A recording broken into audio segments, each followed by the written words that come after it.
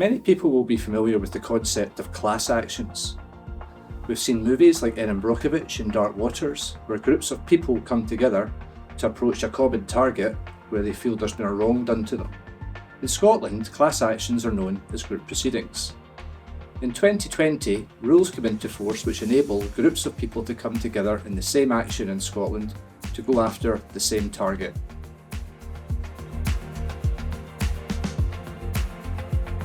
Before group proceedings came into force in Scotland, it was necessary for many claimants who had similar claims to raise separate actions.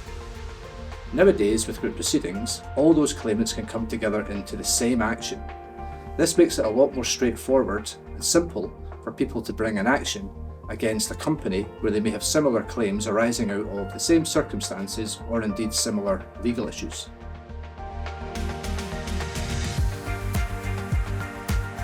Scotland is an opt-in system as opposed to the opt-out system which you often find in the US. This means that claimants must actually elect to be part of the group, rather than be automatically part of the group, in which they can then opt out if they choose to do so.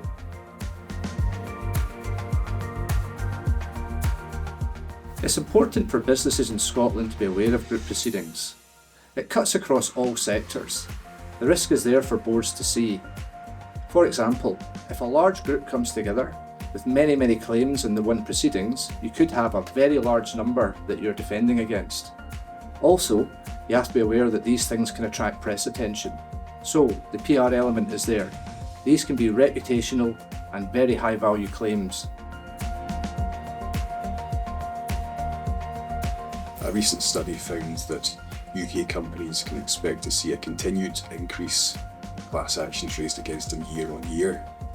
For example, FTSE 100 companies over the last year have seen a 10% increase in the number of class actions raised against them worldwide.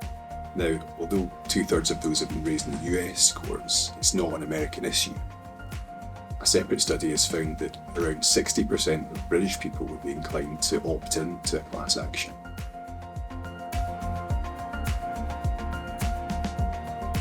Mitigating the risk of exposure is extremely important, and I understand that businesses will be nervous about the introduction of group proceedings in Scotland and the potential for a tsunami of claims to be raised against them that they wouldn't otherwise have faced.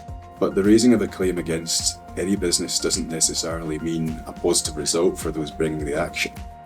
But the potential for reputational repercussions and the cost of defending an action can be debilitating for many businesses. With the number of UK class actions on the up, one thing is clear, that businesses ought to be familiar with the new rules, the impact on their business, and the steps they can take to minimise their exposure to that risk.